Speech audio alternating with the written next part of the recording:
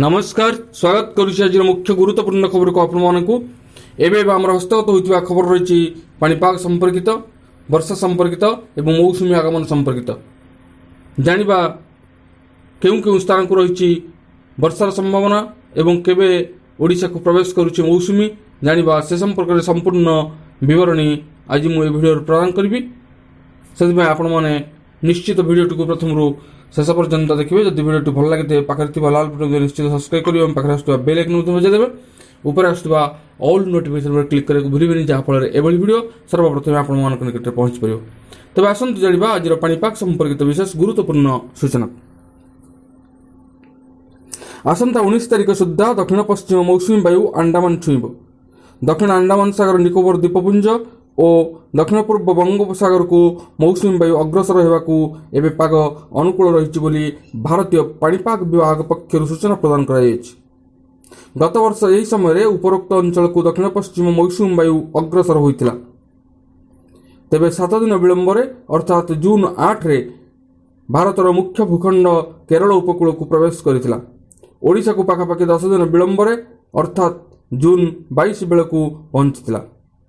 तेबे एथर मौसुमी स्वाभाविक समय भारत भूखंड समेत ओडिशा को छुईवा नहीं पाणीपाग विभाग मॉडल आकलन करिछि। तेबे मौसुमी साधारणतः अंडमान सागर को प्रवेश करिबा परे जदि बात्या किंबा अवपात पाणीपाग प्रक्रिया सृष्टि न हुए तेबे केरल तथा ओडिशा को समय पूर्व मौसुमी अग्रसर हेबार संभावना को एड़ाई दिया जाय परिबो नाही। 2023 गुजरात उपकूल छुईथिबा बात्या विपर्यय प्रभाव में उत्तर पश्चिम दिगरू राज्य मध्य को शुष्क गरम वायुर प्रवेश हेतु जून मासर प्रारंभ में मौसुमी प्रवेश विलंब सह पाखापाखि 37% कम वर्षा रेकर्ड करा जायतिला।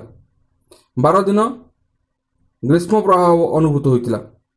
अन्य पक्षरे कालबैशाखी प्रभाव में वर्षा लागि रहिथिबारु सप्ताह हेला तापमात्रा सामान्य ह्रास पाइतिला। आसंता 2 दिन मध्य केतेक स्थान में कालबैशाखी प्रभाव में वर्षा होई पारे। मंगलवार केन्दुझर अनुगुल ढेंकानाल जिलार गोटे 2टी स्थान में प्रबल वर्षा सह 50 ରୁ 60 किलोमीटर बेगर पवन बहिबार संभावना रही।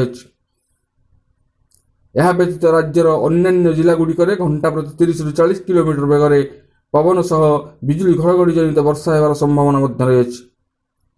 15 तारिख और 16 तारिख में राज्यर केतेक स्थान में कालबैशाखी प्रभाव में वर्षा होगा नहीं आंचलिक पाणीपाग विज्ञान केन्द्र पक्षर पूर्वानुमान कर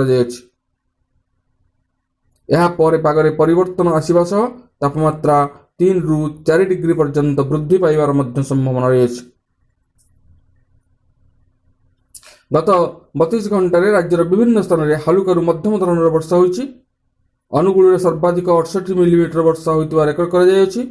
रायगढ़ में 56.2, देवगढ़ में 37, ढेंकानाल में 34, दारिंगबाड़ी में 28 मिलीमीटर वर्षा रेकर्ड कर प्रभाव में राज्यर अधिकांश स्थान में तापमात्रा कमी बेले नुआपड़ा आज राज्यर सर्वोच्च तापमात्रा 23 डिग्री रेकर्ड कर पाणीपाग संपर्कित मौसुमी आगमन संपर्कित एक विशेष गुरुत्वपूर्ण सूचना। आज पुणी देखा आगामी भिडियो। रहुछि धन्यवाद, नमस्कार।